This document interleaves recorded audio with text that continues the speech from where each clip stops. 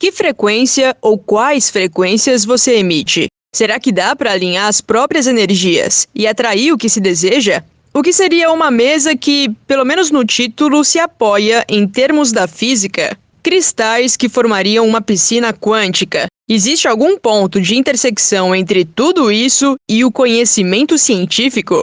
Eu sou Josiele Ingrid, jornalista na Diretoria de Comunicação da Universidade Federal de Uberlândia, e nesse episódio, o terceiro de uma série sobre física e quântica que a gente está fazendo aqui no Ciência ao Pé do Ouvido, o foco é total para responder as dúvidas dos ouvintes.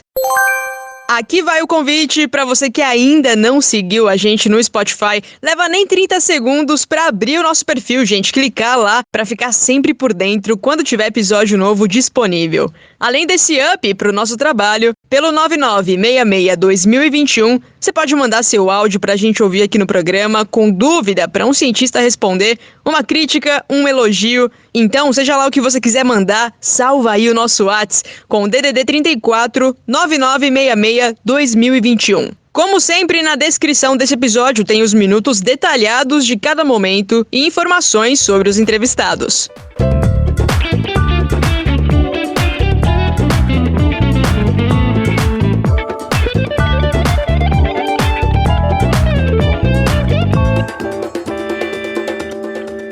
Bom, na primeira edição dessa série, a gente falou sobre a física ser algo muito maior do que se costuma estudar no ensino médio, né? Falamos sobre quântica, o fato de esse ser um termo do mundo nanoscópico e não do micro, muito menos do macro.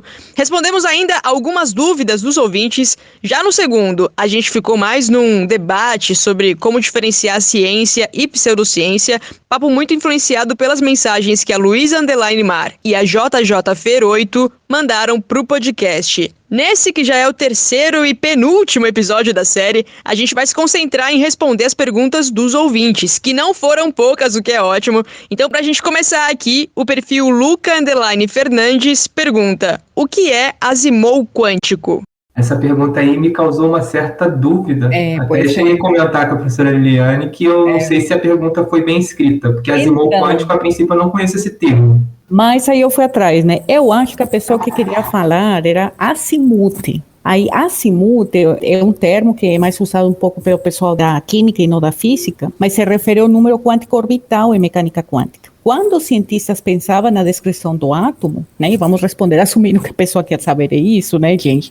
Os modelos clássicos previam que os elétrons se encontravam em movimento ao redor do núcleo atômico. Só que o que acontece? A teoria clássica fala, né, que esse tipo de movimento implicava pelo modelo clássico que esses elétrons iam perder energia e eventualmente colapsavam no núcleo. Só que a previsão não bate com a observação, né, gente? Porque os átomos são coisas bem estáveis, senão a gente não estava aqui, né? Aí, então, o que aconteceu? Niels Bohr veio com um novo modelo, e a explicação que trazia esse novo modelo era a quantização do momento angular.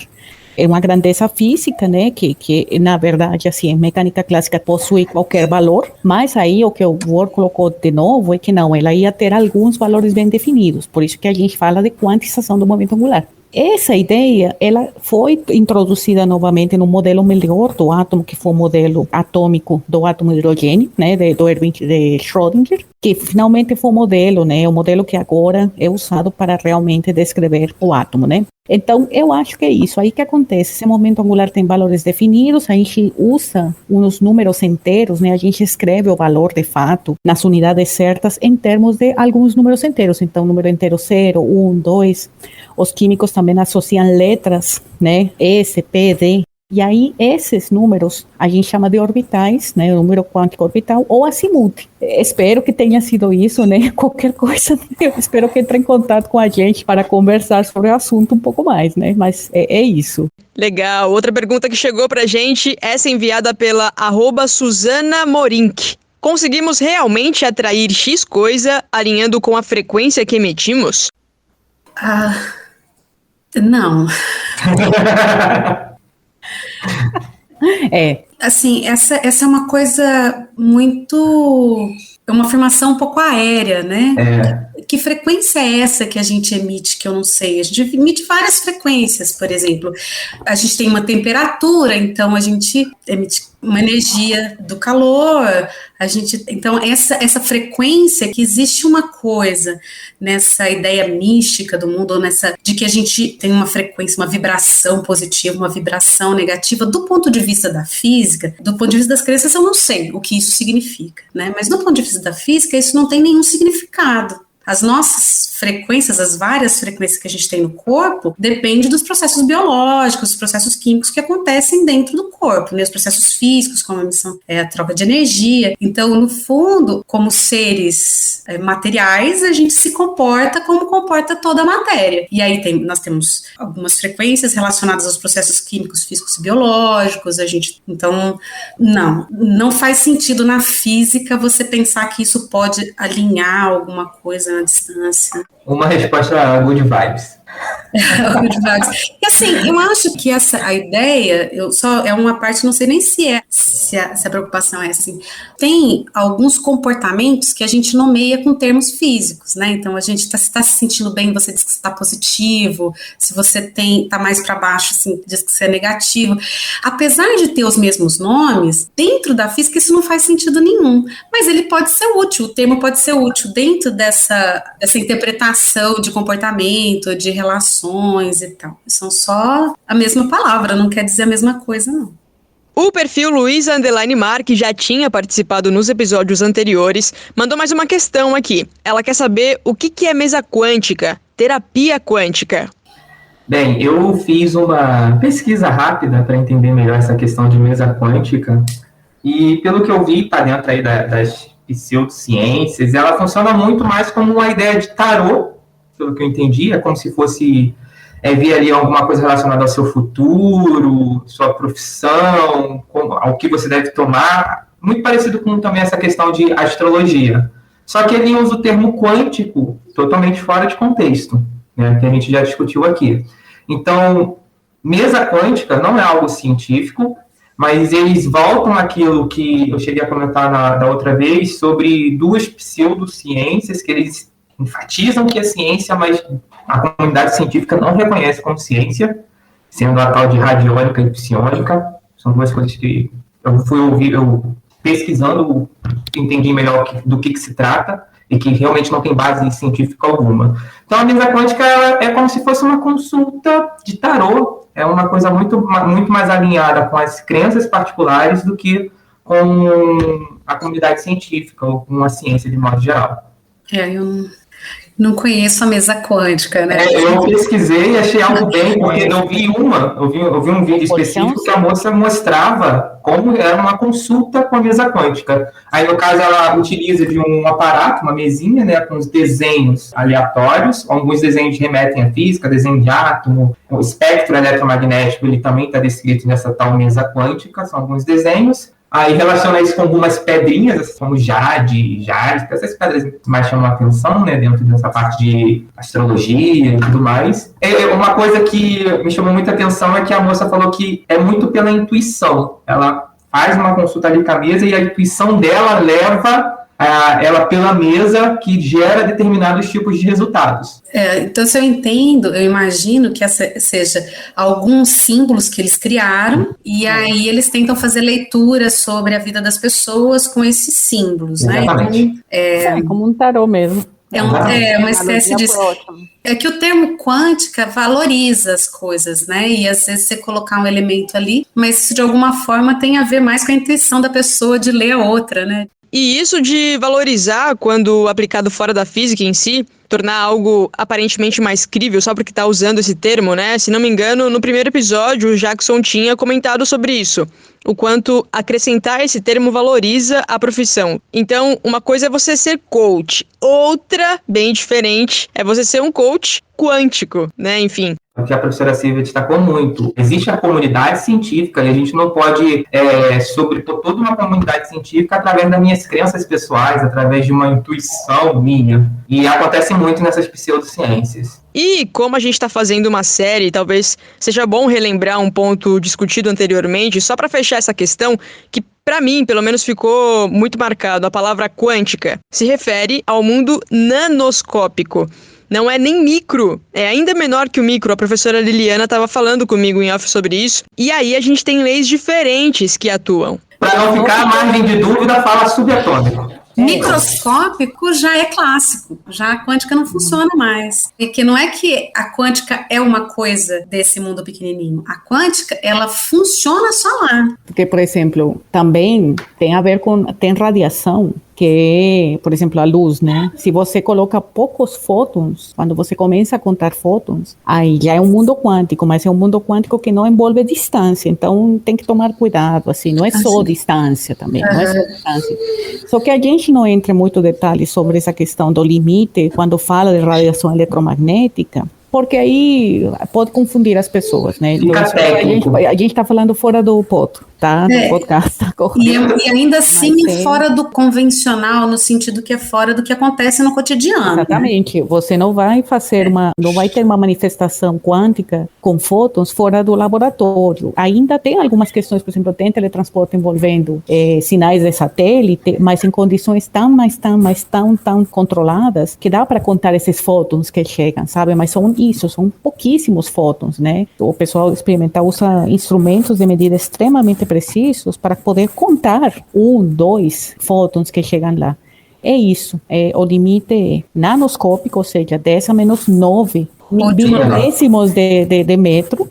Milionésimos de metro, exatamente. Milionésimo de metro. De milímetro. É 0,901, né? É muito pequeno. E em termos de energia, de radiação eletromagnética, são pouquíssimos fótons, né? E aí é difícil passar para as pessoas a noção, a intuição de quão pequeno é isso, né? Então, às vezes a gente evita falar da questão da radiação justamente para não trazer os pseudocientistas a conversar com a gente, a falar coisas engraçadas, né?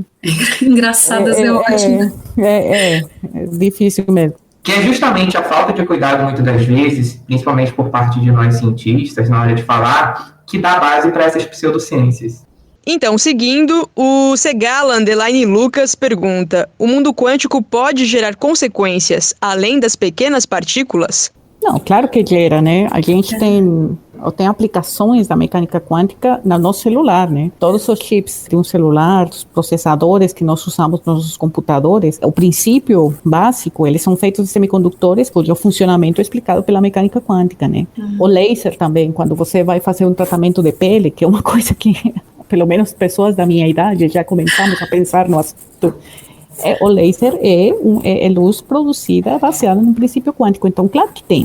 Nesse sentido, tem. Todo dia a gente liga uma lâmpada LED e você está vendo a mecânica quântica em ação. A gente vê as consequências, né? O que a gente percebe no nosso cotidiano são os efeitos da mecânica quântica, que atua nas partículas nanoscópicas, e isso causa efeitos coletivos por causa das muitas partículas que a gente consegue ver. Então, nesse sentido, sim. Agora, aqueles princípios que regem o comportamento dessas partículas, no mundo macroscópico, não. São duas coisas. Os efeitos, com certeza, porque se a matéria se interfere na parte elementar da matéria, ele interfere no todo como resultado final. Mas o comportamento dessas partículas lá, ela não tem nada a ver com o comportamento de uma partícula grande, de uma peça, de um objeto macroscópico. São duas coisas diferentes. Uma coisa é o efeito da mecânica quântica, que claro que tem, nós estamos aqui cercados de efeito da mecânica quântica por todos os lados, e saber controlar isso faz com que a gente viva um mundo tão diferente, mas aqueles princípios que regem aquelas partículas, você não encontra no mundo macroscópico. A ligação atômica é um efeito de mecânica quântica e basicamente compõe tudo. Pronto, tudo que está ao nosso redor é mecânica quântica. Tudo, absolutamente tudo. Continuando então, o Gustavo Teixeira quer saber se existe, teoricamente, reino quântico. Ele pergunta: para onde as partículas vão quando ficam subatômicas? E aí, Silvia, você quer começar essa? Bom, eu posso começar. Assim, Eu não sei nem o que isso significa, na verdade, né? O que significa reino quântico e para onde as partículas... Porque as partículas, elas não ficam subatômicas, né? Elas são subatômicas ou não são subatômicas. É que aí é que as pessoas, talvez, eu não sei, eu estou chutando, que a pessoa está pensando naquela questão que está muito na boca agora das pessoas, do colapso. Fala mecânica quântica colapso. E aí, na verdade, talvez ela esteja pensando isso, que aonde vai a partícula quando...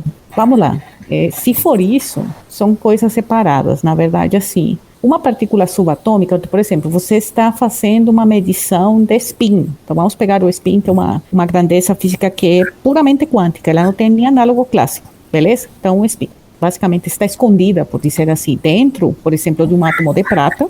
Você pode preparar átomos de prata e fazer eles saírem em um feixe bem fininho de um forno. E aí você faz um experimento envolvendo um campo magnético muito forte e muito especial. E esse experimento revela que esses átomos de prata podem se revelar sendo de spin para cima ou podem se revelar como tendo spin para baixo. Esse tendo e sendo são palavras que é muito difícil não abusar da linguagem quando a gente fala disso, porque na verdade é isso. O aparelho de medida revela essa natureza quântica no experimento. Então, mas para onde que vai esse átomo de prata? O átomo de prata vai para uma tela, para uma placa fotográfica onde ele fica impresso lá. Então, passa um átomo de prata, o experimento revela essa natureza quântica, ou ele fica spin up ou spin down, mas o átomo continua existindo no reino clássico, né? Tanto é que ele cai lá na placa fotográfica e a gente vê essa separação. Então, como é que a gente sabe que tem esses dois tipos de spin up e down? Porque nós fazemos um experimento com milhões desses átomos de prata e nós observamos duas marcas na placa fotográfica, bem separadas. E aí a gente diz, então tem dois estados diferentes desses átomos, dessa grandeza física quântica. Então, você percebe que são coisas diferentes. Uma coisa é objeto, que é medido, objeto da característica que você mede, da grandeza física que você mede. É como você, a gente como pessoa. Se nós estamos correndo, a Silvia faz corrida, então ela sabe melhor que eu. Então, se você está correndo, uma coisa é a Silvia correndo, outra coisa é a velocidade da Silvia. Vocês percebem? Então, é a mesma coisa. Uma coisa é o átomo que entra, que ele tem uma grandeza física quântica que é medida com esse experimento especial. E é esse experimento especial que revela essa natureza, essa existência dessa quantidade ali que chama spin, né? Mas objeto é objeto. Aí se você for pensar na grandeza física, o spin, então a gente já vai falar do spin como essa coisa, né? Como a velocidade da Silvia. Bom, desculpa aí te usar de exemplo. Mas eu acho que é interessante. Então, a velocidade da Silvia, quando corre, ela é clássica. Eu acho que a Silvia está correndo bastante rapidamente, mas começa por 0, né? E ela deve correr, estou chutando, uns 10 km por hora, né, Silvia? Mas ela não vai de 0 e depois 10, né? Quando quem usa uma esteira ou andou, você vai aos pouquinhos, né? Vai de 0, 0,5, e vai. Chega uma velocidade máxima e de algum momento talvez 10. Então, como que o spin, que é uma grandeza quântica, funciona? O átomo vem com essa possibilidade de ser para cima e para baixo, assim, com esse spin deles podendo ser para cima e para baixo, até que se depara com o experimento. E o que a gente pode afirmar é que depois do experimento, ele vai cair ou na marca de cima ou na marca de baixo. Então, o experimento basicamente revela esse estado com que ele vai ficar depois da experiência. Então, esse colapso é isso. Desses dois valores possíveis, é como se a Silvia tivesse que decidir entre ficar parada e ficar a 10 km por hora. Ela não precisa decidir, né? Então, é isso. Então, não vai para nenhum lugar. O objeto tem realidade física, ele não é destruído, e aí entra a questão das probabilidades, mas aí é outra história. A gente tem que fazer, sei lá, milhões de experimentos iguais para, por exemplo, a gente dizer, então, se eu mando 1 milhão de átomos de prata, eu estou tendo 500 mil na marca de cima e 500 mil na marca de baixo. Aí a gente faz essa modelagem de matemática e diz, então a probabilidade que eu tenho é que esse spin pode ser 50% para cima, 50% para baixo, após a realização de muitas experiências iguais envolvendo um átomo que interage com um campo magnético feito assim, assado. Sacaram? É bem diferente, né, do mundo quântico. Então, respondendo a pergunta de novo, elas não vão para lugar nenhum. O reino quântico, na verdade, é isso. Características que existem dentro dos objetos nanoscópicos, né, pequenos, que são revelados com uma experiência bem definida. E aí vem essa questão da probabilidade quando a gente pensa em medidas dos valores possíveis que essas quantidades, que essas grandezas físicas podem ter. Então, como nunca vi a Sílvia se mover só 0 km por hora e 10 km por hora unicamente, acho que... Ainda bem que eu não consigo fazer isso. Então, ela não é quântica, tá? A velocidade não é uma grandeza quântica e ela, claro, obviamente é uma pessoa macroscópica, então não vai se comportar de forma quântica. Ou a Sílvia está a 0, ou ela está a 10. O ponto interessante é que se ela for de 0 para 10, ela não vai passar por 3, 4, 5, 6. Esses estados não existem. Ele sai de 0 para 10, ou de 10 para 0. Então, quando eu vou aumentar a minha velocidade, em algum momento você vai ver eu passando por todas as velocidades possíveis entre esse intervalo. Se eu partir do 0, em algum momento eu cheguei a 1 metro por segundo, depois 2 metros por segundo, depois 3 metros por segundo, você vai ver a minha velocidade aumentando. Isso é um caso clássico. No caso quântico, 0, 10. São os estados possíveis. Não existe meio termo, porque entra aquela ideia da quantização, valores bem definidos. Ainda bem que eu não sou quântica e eu posso aumentando minha velocidade de boa, conforme o meu estado de espírito e a minha disposição, né? Isso é... Não fala do espírito, Sílvia, não, porque... O espírito quântico. Pois é. Não, isso sobre a questão de um objeto ser quântico ou não ser quântico, né, com essas partículas nanoscópicas que têm um comportamento quântico e podem assumir valores discretos ou esse ou aquele, é uma coisa muito... Mas eu estava olhando aqui um negócio do reino quântico, nem sei se esse lugar, porque tem pouca coisa, mas eu achei um lugar que fala sobre o acesso ao reino quântico, foi conseguido pelo cientista Hank Pym após o uso de partículas dimensional. Eu acho que, além dessa compreensão, existe essa ideia de que existe um mundo quântico que a gente pode acessar. Se foi essa a pergunta que a pessoa fez, não, esse mundo quântico, do ponto de vista da física, não existe. Né? O mundo quântico é onde as partículas nanoscópicas, elas funcionam. Existe uma lógica lá de funcionamento que é quântico. Agora, a gente não acessa esse reino quântico, isso não está disponível. Não, do ponto de vista da física. Não acho que a Pixar faz filmes muito bonitos, mas que no meio do filme, ontem eu assisti Soul, não sei se vocês assistiram esse filme, excelente, é um filme que tem a ver com a psicologia, né, como é que funciona a mente humana, tem um pouco a ver com Jung, porque ele fala sobre as personalidades, formação da personalidade, é uma coisa assim, do ponto de vista psicológico, uma coisa muito interessante, mas aí no meio tem uma discussão extremamente bonita sobre, né, a formação da personalidade, ele solta um negócio quântico, eu falei, gente, não, então é um desserviço. Pixar não faz isso, pelo amor de Deus. Esse reino quântico da Marvel, né, dos Vingadores, não sei, a gente tem que pensar que o cinema, ele tem essa licença, né, para criar, e aquilo não necessariamente é verdade, né, a gente não precisa, que o reino quântico, do ponto de vista da ciência... Homem-formiga, né? Homem-formiga, isso mesmo. Homem-formiga, não tem como, né? Não funciona, não existe. Tem um meme que faz muito sucesso na página, que é justamente essa questão, né? Quando diretores de filmes não sabem explicar, é mecânica quântica. É quântica. Não, esse reset que eles deram, a gente já estava jogando conversa fora, esse reset que fizeram, que eu achei genial, tá?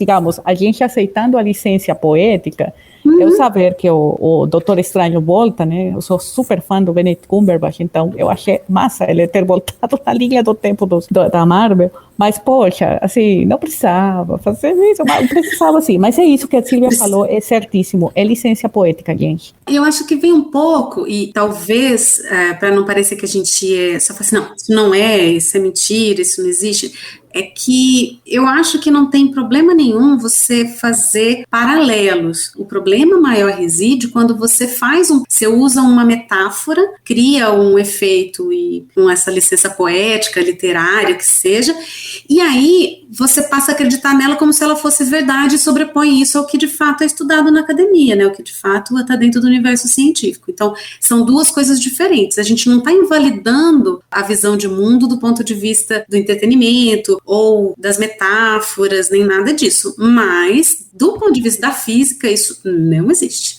Aí o que existe é uma questão de valores quantizados, que é isso que a Liliana acabou de explicar. Legal, bom deixar as coisas bem claras, né? Eu vou juntar duas perguntas aqui, porque a Nina.Fabiola_Veloso pediu pra gente falar sobre ciência quântica e espiritualidade. Acho que a gente já tá um pouco nessa linha. E eu vou juntar com a da Thaisa.RNO. Ela mandou assim pra gente: esses dias vi uma piscina com cristais na água, que foi chamada de piscina quântica. O que seria isso? Por que fazem essa referência aos cristais? Charlatanismo.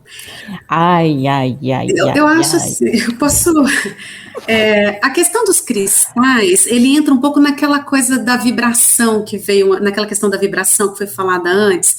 O que eu entendo, quando as pessoas tentam me explicar, né, porque a gente, no nosso dia a dia, se depara com as pessoas tentando explicar essas coisas pra gente, sobre os cristais que fazem isso ou aquilo, tem a ver com essa questão da vibração, que cada cristal tem uma vibração. Olha, se ele tem ou não tem, se ele é mágico ou não é mágico, não tem nenhuma coisa a ver com a mecânica quântica. Né, assim, existe muito misticismo em cima dos cristais, dessas pedras que chamam mais atenção. Isso não é de hoje. Aí você pega os cristais, joga na água, já tem esse misticismo? Piscina quântica. Essa ideia de que tudo que é místico, tudo que é mágico, tudo que eu não entendo, tudo que eu não consigo explicar dentro da lógica cotidiana, eu digo que ela é quântica. Né? Então, não é o fato da gente ter incertezas ou não saber algumas coisas da mecânica quântica e dela ser tão diferente, não significa que ela explica qualquer coisa. Essa piscina não é quântica, não do ponto de vista da mecânica quântica, que é a teoria que existe por aí. Só se você fosse um átomo. Mas no caso também, tem uma questão assim, que é o quartzo, gente, nós temos que pensar por que ele ficou no imaginário,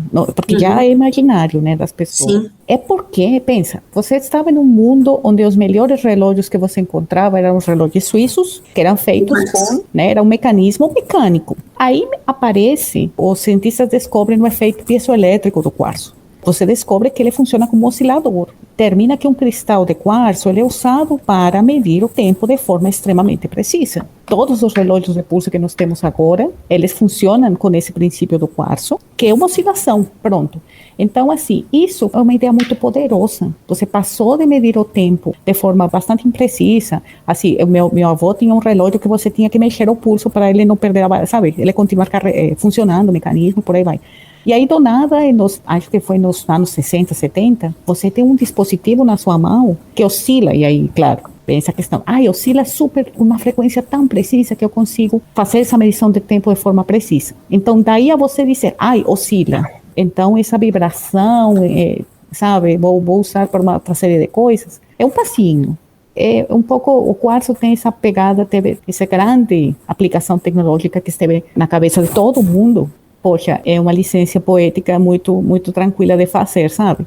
Então, tem isso. Mas eu chamo isso tudo de extrapolação, né? Você pega uma coisa que é verdade e extrapola para aquilo que você acredita, que são coisas diferentes. Então, de novo, lembrando, essas vibrações, essas coisas se dão por causa de processos, nesse caso, processos físicos, né? Reações químicas, o que quer que seja. Não há nenhuma coisa que faça ligação entre isso ou qualquer, sei lá, benefício terapêutico que essas pedras possam ter. De novo, você pode acreditar no que você quiser, e os seus princípios eles têm. Eu só não gosto da ideia de que você use a mecânica quântica, que é uma teoria que está estabelecida, que tem o seu formalismo organizado, para justificar suas crenças, né? Porque a crença nos cristais, até pouco tempo atrás, ela não usava o termo quântica. Dos hippies e aqueles povos, sempre teve as pessoas lidando e nas suas crenças envolviam cristais. E isso não tinha nada a ver com quântica. E agora eu vou falar, então, essas crenças que as pessoas tinham, elas são científicas, porque a mecânica quântica explica.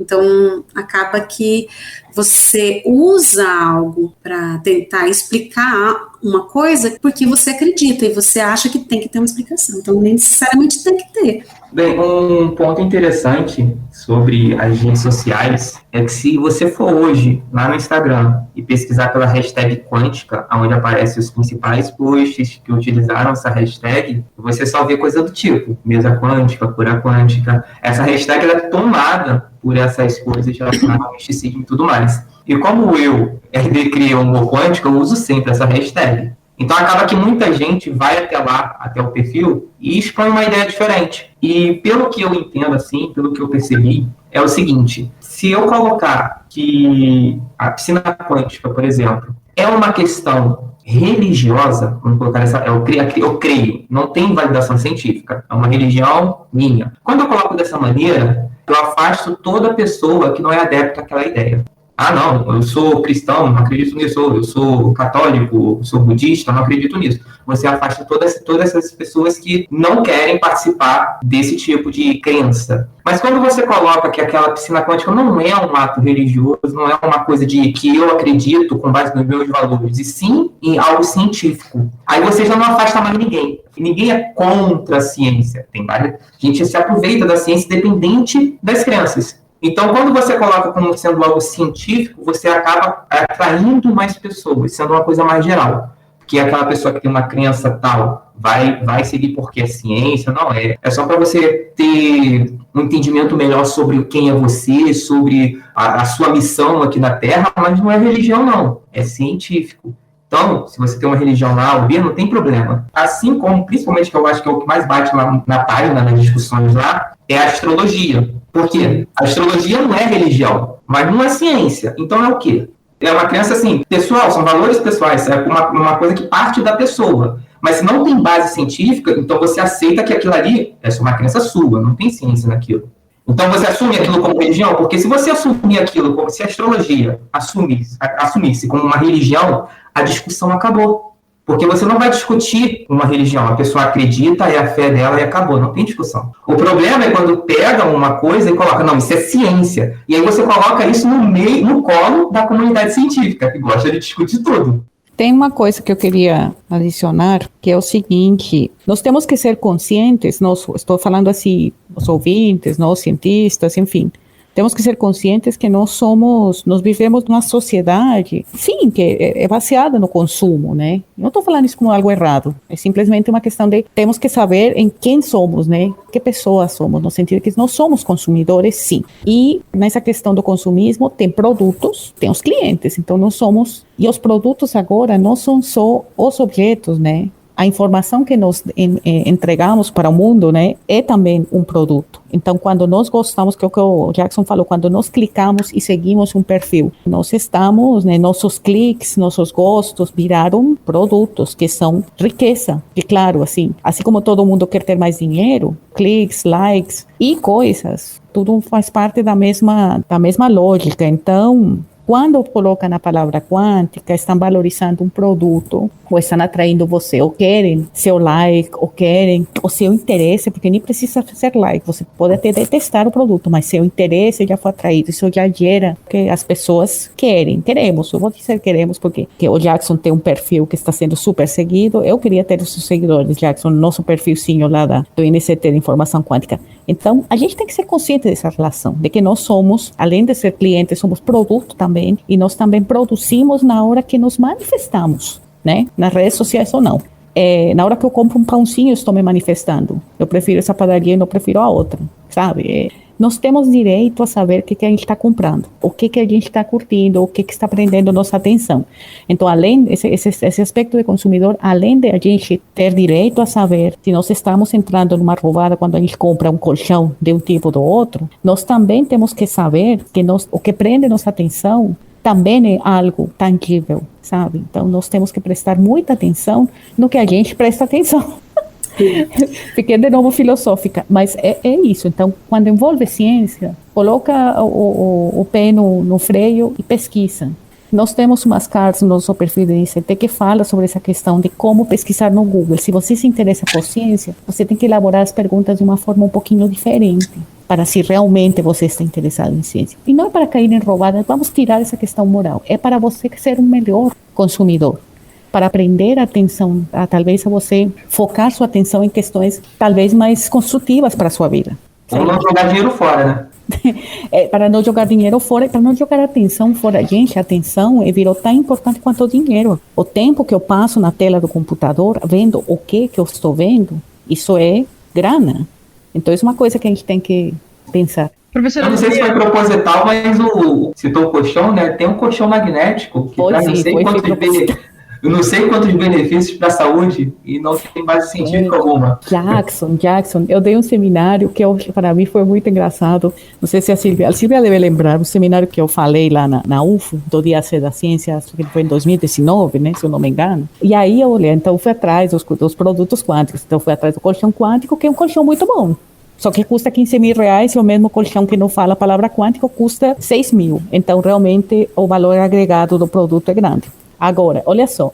Aí, claro que não era quântico, porque o que ele prometia era radiação infravermelha. Então, o que ele faz é esquentar, é um colchão que esquenta um pouco, né? Aí tem também umas luzes de colores que, obviamente, não vai trazer benefício a você, mas ok. Mas ele usava um tipo de radiação que quando eu fui pesquisar que radiação era essa, porque até eu sendo cientista não sabia, eu descobri que de fato essa radiação, que é uma radiação de alta frequência, ela é benéfica. Mas aí tem um artigo que diz que ajuda na melhora das fraturas dos ossos. Sabe, tem um artigo de física médica onde estudou a influência dessa radiação em um experimento controlado em cima de amostras de ossos e mostra que sim, que ela promove uma melhor recuperação de fraturas. Um experimento, mas ela não é quântica, não é quântico. E também não vai ser nesse colchão que você vai curar sua fratura, né? Você vai ter que pensar em um médico, colocar um gesso, a imobilização é algo muito mais eficiente para sarar uma fratura de braço do que o colchão que você vai comprar por R$15.000. Mas é interessante como essas coisas, para mim, isso foi um sinal de que a gente, de que nós precisamos como consumidores, sermos mais informados de ciência, para como consumidores tomar decisões adequadas. Que é uma nota, né, gente? Poxa, meu colchão não custa isso. Mas, e não no de 15 mil. E são colchões equivalentes, né? Com esses 6 mil eu vou numa viagem, sei lá. Mas é isso, gente. Nós precisamos nos educar mais em ciência para não cair em roubada. Gastar dinheiro à toa. Do ponto de vista de padrão de consumo, e eu me incluo todo mundo, porque a gente é assim, a gente não compra só um produto, a gente compra uma história. Sempre tem uma história agregada que vai fazer com que esse produto seja melhor. Não fosse isso verdade, a gente não tinha tantas propagandas, tanto investimento em propagandas, no marketing dos produtos e tudo mais. Então, quando a gente compra um determinado produto, a gente compra toda a história que acompanha esse produto. E não é diferente com a questão da mecânica quântica, porque é uma história que colou. Então, as pessoas, quando elas associam esse nome quântica desses produtos a algo que vai trazer benefícios que ela nem imagina, são benefícios quase mágicos, né? Então, quando você compra a história, esse nome quântica, quando está no produto, ele é uma propaganda enganosa, porque esse benefício mágico não vai acontecer por causa do nome quântica, né? Porque mecânica quântica não tem nada a ver com mágica. Ele é simplesmente como as partículas funcionam, como é que a natureza funciona, na verdade, numa determinada escala.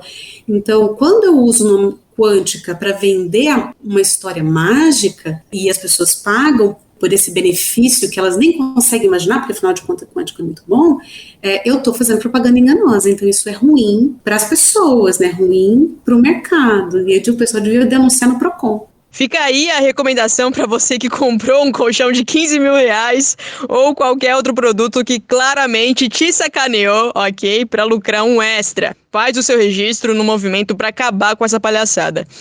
Para matar de vez qualquer dúvida que ainda possa existir sobre o tema, vamos ouvir a pergunta do João Marcelo? Fala, galera do Ciência ao Pé do Ouvido. Hoje minha dúvida aqui, eu queria saber se o termo quântico tem a mesma conotação, o mesmo sentido, sempre que ele é usado quando falam de mecânica quântica, coach quântico, isso, sei lá, quântico, ou se ele muda dependendo do assunto. Valeu aí, obrigado, um abraço. Quando está associada à ciência, é quântica de verdade. Quando não está associada à ciência, é propaganda enganosa. A gente pode dizer que quando você fala em mecânica quântica, você está falando em quantização, em quantidades discretas, existe um sentido muito técnico. E quando você fala o coach quântico ou outro não sei o que, é uma apropriação indevida do nome. E a gente pode falar em apropriação indevida porque as pessoas não põem esse nome lá como metáfora. Porque quando é metáfora eu entendo, eles colocam esse nome lá tentando se apropriar de algo que é de uma outra área de uma maneira indevida, né, para valorizar seus produtos. Então, não é a mesma coisa, não. Das dúvidas dos ouvintes, por hoje é isso. Antes de a gente encerrar, eu sei que a professora Silvia fundou o DICA, né? O Museu Diversão com Ciência e Arte, vinculado à UFO. Silvia, fala um pouquinho sobre o que tem hoje lá, como que funciona, para quem quiser conhecer melhor. Nossa, agradeço muito a oportunidade de fazer um pouquinho da merchandising dos nossos projetos aqui, né?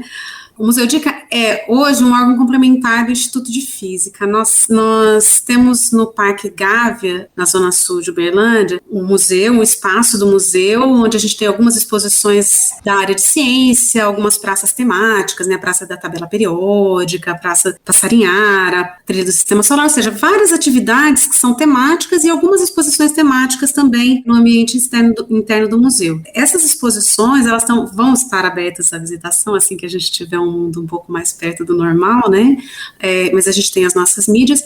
Mas o museu, além de preparar essas exposições, além de fazer as exposições no seu espaço, a gente tem uma série de outras ações que a gente desenvolve também, né? Então, cursos de formação de professores, algumas sessões de cinema comentada, que é o caso do Cine Dica, para falar um pouquinho de ciência relacionado com os filmes, os eventos da Semana Nacional de Ciência e Tecnologia, que deve acontecer agora no segundo semestre, o Brincando e Aprendendo, e o Ciência Viva, que envolve toda a comunidade de Uberlândia, que seriam atividades para o público escolar e o público em geral.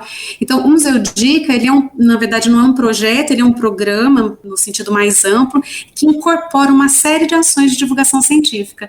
E dentro do nosso grupo de pessoas, nossa equipe, a gente tem várias pessoas desenvolvendo, inclusive, pesquisas nessa área de divulgação científica, tentando entender um pouquinho como é que as pessoas se relacionam com a ciência, como é que as pessoas se relacionam com a comunidade científica ou com as pseudociências. Então a gente vem desenvolvendo desde atividades de extensão, mostras científicas e tudo mais, e algumas pesquisas para tentar entender também como é que as pessoas se relacionam com ela. O DICA é um espaço que não está aberto no momento, infelizmente, mas que assim que possível vai estar aberto sempre para receber todo mundo, e a gente está aberto para responder as perguntas e para estabelecer as parcerias para quem estiver interessado. E quem quiser entrar em contato... Bom, agora no e-mail, né, dica.ufo@gmail.com é o melhor canal, porque a gente não está com atividade presencial pelo telefone, ou no nosso site, dicaufo.com.br, nós temos várias informações, e nas nossas redes, né, no Facebook, no Instagram, Museu Diversão com Ciência e Arte. Legal. E por fim, Jackson, conta brevemente sobre você nas redes.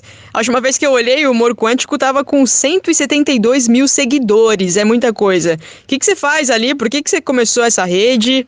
Eu comecei essa rede quando eu ainda estava trabalhando na UFO como professor substituto. E eu via que os alunos falavam bastante sobre memes. Eu vi isso num meme, eu vi aquilo num outro meme.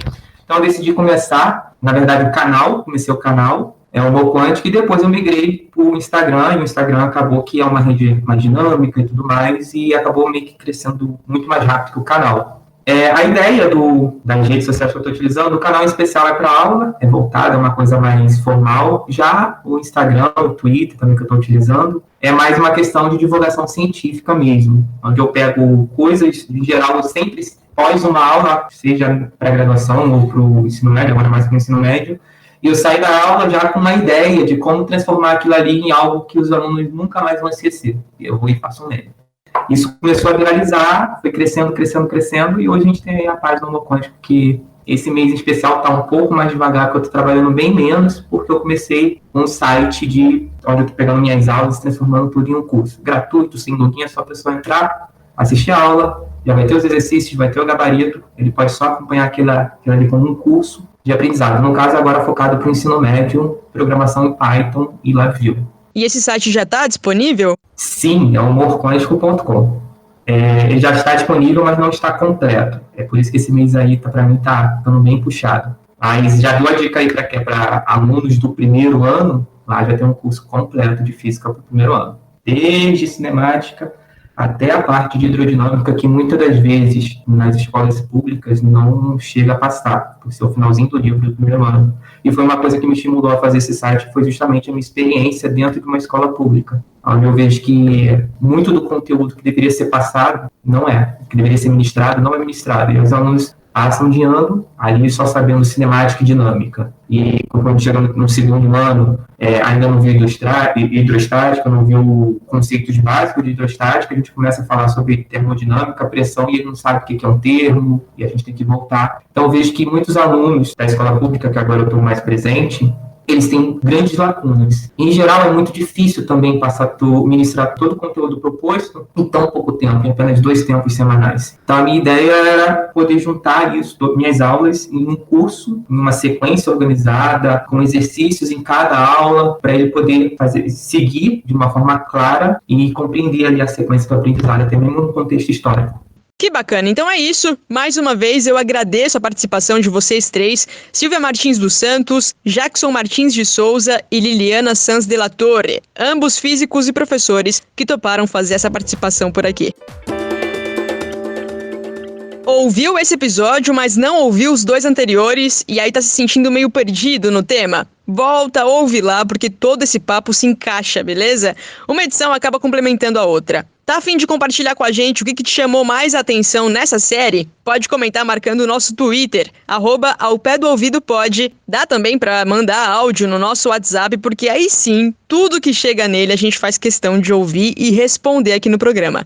DDD 34 9966 2021. Salva aí no seu telefone, rapidão, 9966 2021. No próximo episódio, que é o último dessa série, vai sair dia 27 de julho, na próxima terça-feira, a gente termina de responder outras dúvidas dos ouvintes e vamos também descobrir o que os entrevistados pensam sobre uma ideia que chegou a ser submetida à plataforma online do Senado. Vale proibir o uso do termo quântico em serviços que não têm nada a ver com a física? Eu, Josiele Ingrid, fico por aqui. Obrigada demais por me acompanhar nos últimos minutos. Semana que vem eu tô de volta com os nossos convidados do mês. Um abraço pra você, se cuida! O Ciência ao Pé do Ouvido é um podcast da Divisão de Divulgação Científica da DIRCO, a Diretoria de Comunicação da Universidade Federal de Uberlândia. A coordenação é da jornalista Ellen Borges. Toda a comunicação imagética dessa temporada está por conta da Viviane Aiko, estudante de design e estagiária. A divulgação dos episódios nas mídias sociais e colaboração geral está comigo, Rodrigo Souza. Eu estudo jornalismo e também faço estágio aqui na UFO. Produção, roteiro, captação de áudio, entrevistas, montagem, edição de áudio, mixagem, finalização e, claro, a apresentação são da jornalista Josiele Ingrid.